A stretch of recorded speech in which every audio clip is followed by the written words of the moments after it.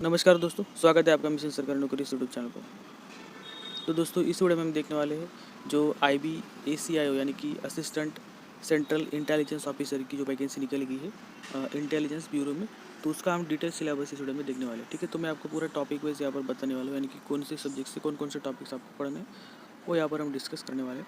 तो उससे पहले थोड़ा डिस्क्रिप्शन ऑफ दी पोस्ट जो है वो देख लेते हैं। तो देखिए, इसका हम पूरा सिलेबस देखने वाले, काफ़ी यूज़फुल वीडियो आपके लिए होने वाला है अगर आप इस पोस्ट के लिए अप्लाई कर रहे हो तो देखिए, जो पोस्ट है दोस्तों वो assistant central intelligence officer grade 2 executive की ये पोस्ट है और ये ग्रुप सी की पोस्ट है। और सैलरी यहाँ पर देखिए 7th CPC के अंडर में 44,900 से लेके 1,42,400 रुपीज़ प्लस अलाउंस यहाँ पर मिलेगा। यानी कि जो ये 44,900 रुपीज़ जो है ये इसका बेसिक पेमेंट है और प्लस इसमें अलाउंस जो है वो रहेंगे। तो आप मान लीजिए जो पर मंथ सैलरी जो रहेगी आपकी वो 60 से लेके 65,000 पर मंथ ये आपकी सैलरी जो है वो बनेगी। ठीक है, और टोटल जो वैकेंसी यहाँ पर है वो 990 पर वैकेंसी है, अच्छी खासी वैकेंसी है दोस्तों। और एजुकेशन क्वालिफिकेशन सिंपल यहाँ पर ग्रेजुएशन मांगा है या फिर इक्विवेलेंट होना चाहिए फ्रॉम रिकॉग्नाइज्ड यूनिवर्सिटी। तो अगर आपका ग्रेजुएशन है सिंपल तो यहाँ पर आप अप्लाई कर सकते हो IBACIO की पोस्ट के लिए। ठीक है, तो ये अच्छी अपॉर्चुनिटी दोस्तों आपके पास और एक अच्छा ये डिपार्टमेंट है। ठीक है, एज लिमिट 18 से 27 साल रखा गया है इसमें, और बाकी जो कैटेगरी है उनको एज रिलैक्सेशन मिल जाएगा। एग्जामिनेशन जो लेवल रहेगा इसका वो मीडियम टू हार्ड रहेगा, यानी कि कुछ जो क्वेश्चन रहेंगे वो ईजी रहेंगे जो सभी लोग कर पाएंगे।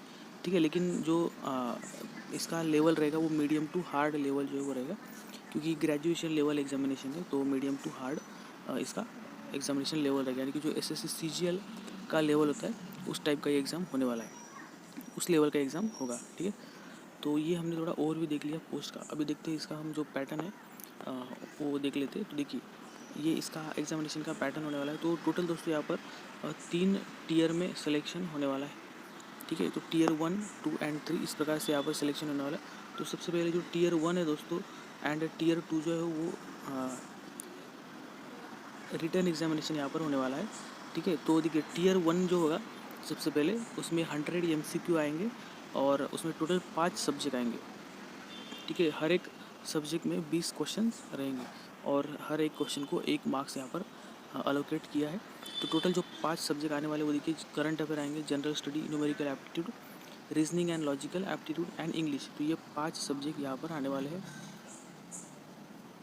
ठीक है, और नेगेटिव मार्किंग यहाँ पर 1/4 का रखा गया। तो ये 5 सब्जेक्ट 100 क्वेश्चन आएंगे और 1 घंटा यहाँ पर मिलने वाला है सॉल्व करने के लिए। 100 मार्क्स के लिए ये पेपर होगा।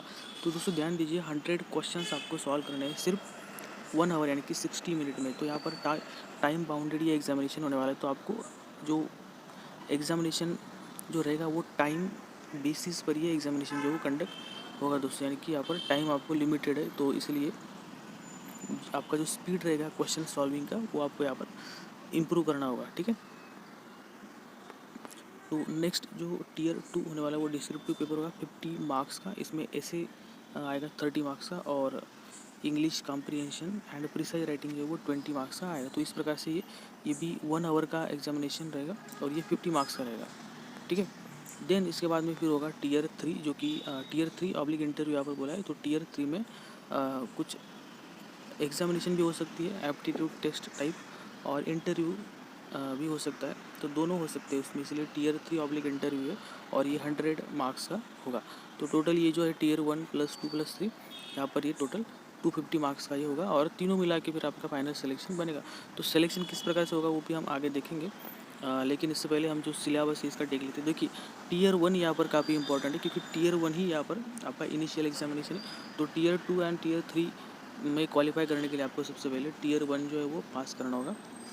ठीक है, तो इसलिए टियर 1 का सिलेबस इंपॉर्टेंट हो जाता है। तो टियर 1 में आपको क्या क्या करना है दोस्तों, तो ये जो सिलेबस मैंने बनाया है ये प्रीवियस जो क्वेश्चन पेपर है उनके बेसिस पे ये बनाया है। ठीक है, तो देखिए टियर 1 का जो सिलेबस है 100 मार्क्स का। तो सबसे पहले करंट अफेयर इसमें सब्जेक्ट है, जो कि 20 मार्क्स के 20 क्वेश्चन यहाँ पर आएंगे करंट अफेयर के।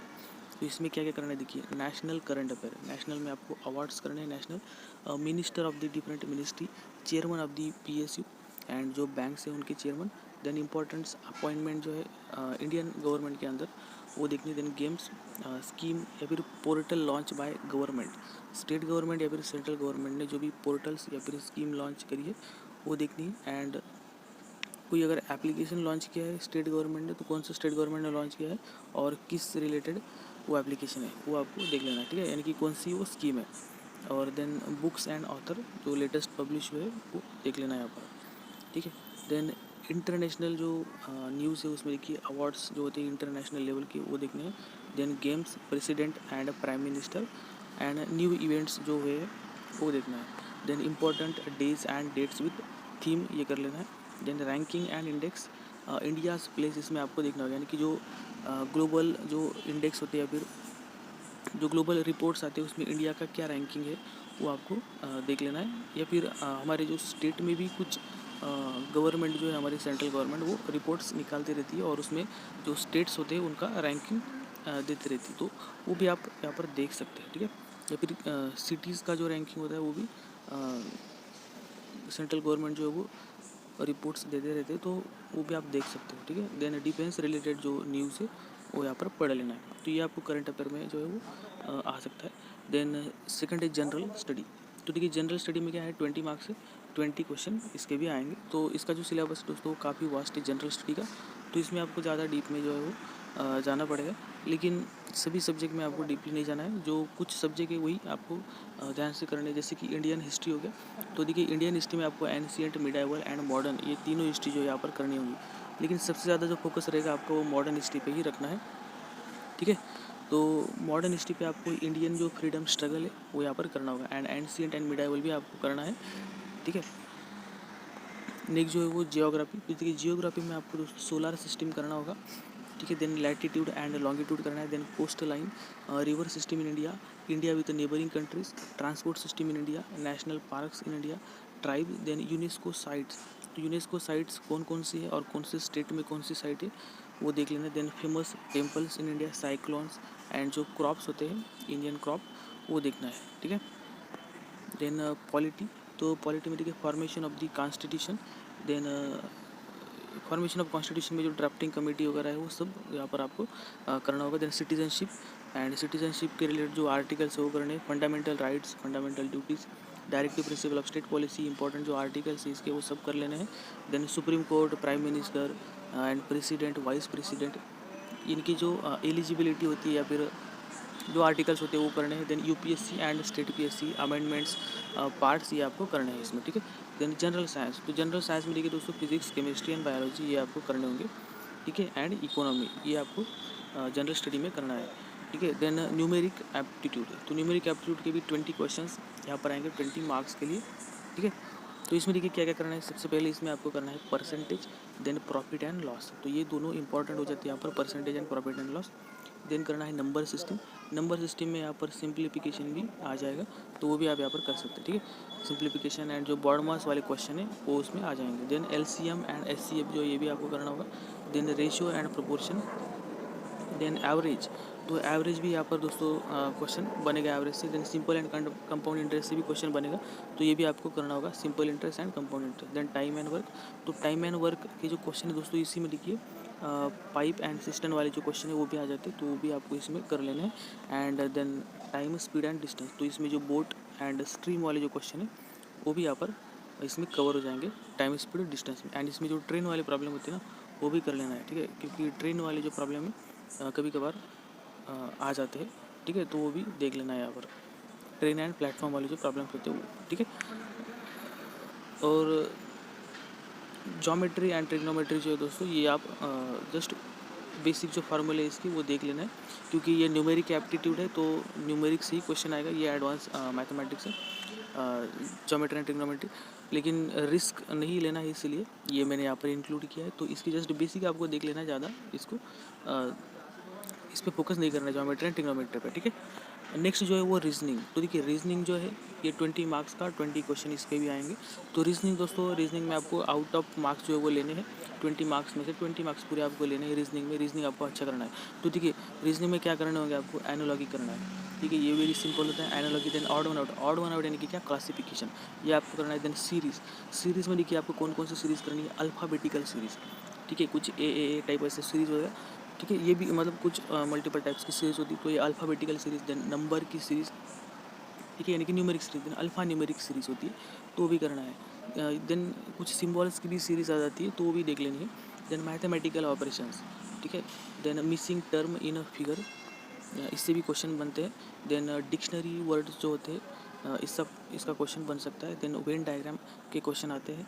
Then dice and cube, syllogism, तो सिलोगिज्म जो इम्पोर्टेंट टॉपिक है दोस्तों, रीजनिंग है, सिलोगिज्म से क्वेश्चन आएगा ही आएगा, इसको आपको अच्छे से कर लेना है। देन क्लॉक एंड कैलेंडर, इसको जस्ट आपको ओवरव्यू देख लेना है क्लॉक एंड कैलेंडर का। डायरेक्शन एंड डिस्टेंस, ये भी इंपॉर्टेंट है, इससे क्वेश्चन बनते हैं दोस्तों डायरेक्शन से, 1 से 2 क्वेश्चन इसके बनेंगे ही बनेंगे डायरेक्शन एंड डिस्टेंस से। Then sitting arrangement and ranking and puzzle, तो पजल या फिर सिटिंग अरेंजमेंट का क्वेश्चन रहेगा। पजल मीन्स सिटिंग अरेंजमेंट का ही क्वेश्चन रहेगा।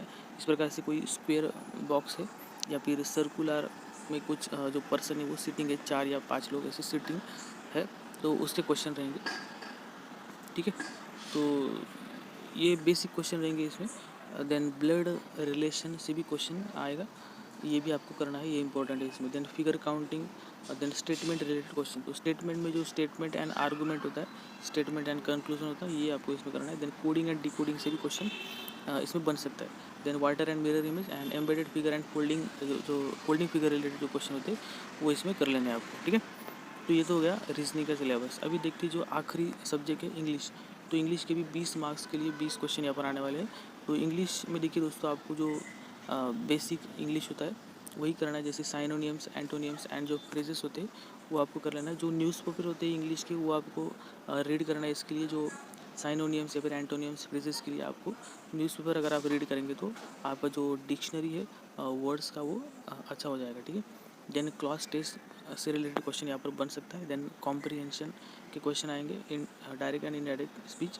देन एरर डिटेक्शन, तो ये भी आपको कर लेना है एरर डिटेक्शन, यानी कि क्या होता है कि ऐसे कुछ सेंटेंस दिया है जिसको 3-4 पार्ट में डिवाइड किया है, तो ये पार्ट जो है वो ए बी, ये सी और ये डी, और आपको इसमें से कौन से पार्ट में एरर है वो फाइंड करना होता है, उसी को एरर डिटेक्शन बोला जाता है। और ये जो होता है दोस्तों, ये बेसिक जो ग्रामर के रूल होते हैं उसी के बेसिस पे ये होता है, तो इसलिए आपको ग्रामर का जो रूल होता है वो पता कर लेना है, ठीक है। Then narration, sentence rearrangement, sentence rearrangement यानी कि कुछ सेंटेंस आपको दिए हुए होंगे और उनको आपको रीअरेंज करना होगा, यानी कि करेक्ट जो सीक्वेंस होता है उनमें आपको लगाने होंगे ये सेंटेंस। देन प्रीपोजिशंस, ठीक है। तो ये बेसिक सिलेबस है इंग्लिश का, और बेसिक जो ग्रामर होता है वही आपको करना है, ठीक है। और जो पैराग्राफ वाले क्वेश्चन है वो भी आ सकता है इसमें इंग्लिश में, तो उसका जस्ट एक बेसिक आपको ओवरव्यू कर लेना है, ठीक है। तो ये तो हो गया दोस्तों आपका पूरा जो सिलेबस है टीयर 1 का। टीयर 1 का सिलेबस हमने यहाँ पर देख लिया। देन अभी टीयर 2 का जो है, देखिए टीयर 2 जो है वो 50 मार्क्स का आने वाला है, जिसमें कॉम्प्रिहेंशन एंड प्रिसाइज राइटिंग आएगा। तो देखिए टीयर 2 जो है वो 50 मार्क्स का, on the basis of their performance and normalization marks in tier 1 candidate जो है वो शॉर्टलिस्ट किए जाएंगे टीयर 2 के लिए, यानी कि टीयर 1 के परफॉर्मेंस के बेसिस पे आपको टीयर 2 के लिए शॉर्टलिस्ट किया जाएगा। और कितने कैंडिडेट शॉर्टलिस्ट किए जाएंगे, 10 times of number of vacancy, तो वैकेंसी जो है वो 995 है, और इसके 10 टाइम्स यानी कि कितने हुए टोटल 9950 जो कैंडिडेट्स थे वो शॉर्टलिस्ट किए जाएंगे टीयर 2 के लिए, ठीक है। तो टीयर 2 के लिए यहाँ पर 9950 कैंडिडेट जो है वो शॉर्टलिस्ट किए जाएंगे। तो टीयर 2 में क्या होगा, ऐसे राइटिंग होगा 30 मार्क्स का, और English comprehension and precise writing 20 marks का। तो इस प्रकार से टोटल यहाँ पर ये 50 मार्क्स का जो वो एग्जामिनेशन होगा, और इसके लिए आपको मिलेगा 60 मिनट्स यानी कि 1 घंटा, ठीक है। तो ये ऐसे राइटिंग जो है वो जनरल जो टॉपिक्स होते हैं उन्हीं पे रहेगा, एंड ये English comprehension and precise writing जो आपको वहाँ पर करना होगा। तो ये टोटल 50 मार्क्स का आएगा। देन इसके बाद में होगा दोस्तों आपका टीयर 3 जो कि होगा 100 मार्क्स का। तो टीयर 3 के लिए सिलेक्शन कैसे होगा, on the basis of combined performance in tier 1 and tier 2 candidate जो है वो will be short listed for tier 3 public interview, यानी कि टीयर 1 प्लस टीयर 2 दोनों का कंबाइन मार्क्स यहाँ पर चेक किया जाएगा टीयर 3 के लिए, ठीक है। तो टीयर 1 एंड टीयर 2 दोनों का कंबाइन मार्क्स जो है वो चेक किया जाएगा टीयर 3 के लिए सिलेक्शन के लिए। एंड इसमें देखिए 5 टाइम्स टोटल नंबर ऑफ जो वैकेंसी है उसके 5 टाइम कैंडिडेट जो बुलाए जाएंगे टीयर 3 या फिर इंटरव्यू के लिए, ठीक है। एंड और एक क्राइटेरिया इसमें कि subject to condition that candidate secure minimum 33% mark, यानी कि 17 marks out of 50 in tier 2, यानी कि जो ये टीयर 2 होने वाला है इसमें आउट ऑफ 50 आपको मिनिमम 17 मार्क्स लाने ही होंगे, तभी आप टीयर 3 के लिए क्वालिफाई करेंगे। तो टीयर 3 के लिए दो यहाँ पर क्राइटेरिया है, एक तो टीयर 1 प्लस टीयर 2 दोनों मिला के आपको क्वालिफाई करना होगा, यानी कि दोनों मिला के जो है मेरिट बनेगा, उसमें फिर आपको रैंकिंग में आना होगा। एंड सेकंड है कि आपका 17 मार्क्स आपको मिनिमम लाने होंगे आउट ऑफ 50 इन टीयर 2, ठीक है। तो ये कंडीशन यहाँ पर रखा गया है। तो टीयर 3 यहाँ पर होगा, इंटरव्यू होगा, या फिर टीयर 3 का एक एग्जामिनेशन भी देखिए यहाँ पर इन्होंने दिया एक note, candidates appearing in interview में सब्जेक्ट टू साइकोमेट्रिक या फिर aptitude test which will be the part of interview, यानी कि इंटरव्यू के दौरान ही आपका साइकोमेट्रिक टेस्ट या फिर एप्टीट्यूड टेस्ट जो है वो कंडक्ट किया जाएगा, और इसके मार्क्स जो आपके इंटरव्यू के ही मार्क्स में काउंट किए जाएंगे। तो टोटल जो है वो इंटरव्यू आपका 100 मार्क्स का ही रहेगा, ठीक है।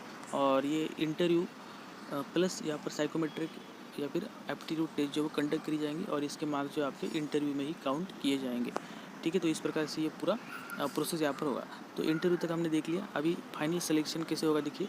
तो on the basis of the performance tier 1, 2 and tier 3 public interview exam, final merit list जो है 994 कैंडिडेट्स का जो है वो यहाँ पर प्रिपेयर किया जाएगा, ठीक है। तो जो फाइनल सिलेक्शन रहेगा दोस्तों आपका, वो tier 1 plus tier 2 plus tier 3 तीनों के कंबाइन जो मार्क्स रहेंगे या फिर तीनों का जो कंबाइन परफॉर्मेंस है उसके बेसिस पे आपका फाइनल जो है मेरिट यहाँ पर बनेगा, ठीक है। और फर्दर जो फाइनल सिलेक्शन रहेगा आपका, वो मेडिकल एग्जामिनेशन भी होगा, बेसिक मेडिकल एग्जामिनेशन होगा। तो basic medical examination successful complete होने के बाद एंड जो character verification and document verification होने के बाद फिर आपका यहाँ पर फाइनल सिलेक्शन होगा, ठीक है। तो जो डॉक्यूमेंट वेरिफिकेशन है एंड कैरेक्टर सर्टिफिकेट या फिर कैरेक्टर वेरिफिकेशन होगा, मेडिकल वेरिफिकेशन होगा, एंड ये होने के बाद जो आपका फाइनल मेरिट रहेगा दोस्तों, वो बनेगा tier 1 plus tier 2 plus tier 3 तीनों का कंबाइन यहाँ पर मार्क्स जो है वो किए जाएंगे, और तीनों के मार्क्स मिलाकर फाइनल मेरिट लिस्ट बनेगा।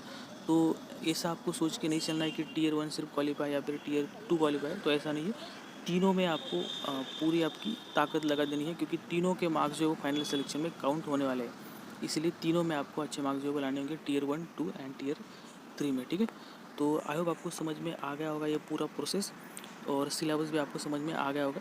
और भी अगर कुछ डाउट हो तो आप कमेंट करके मुझे पूछ सकते हो। तो इस वीडियो में इतना ही, मिलते हैं नेक्स्ट वीडियो में, तब तक के लिए धन्यवाद।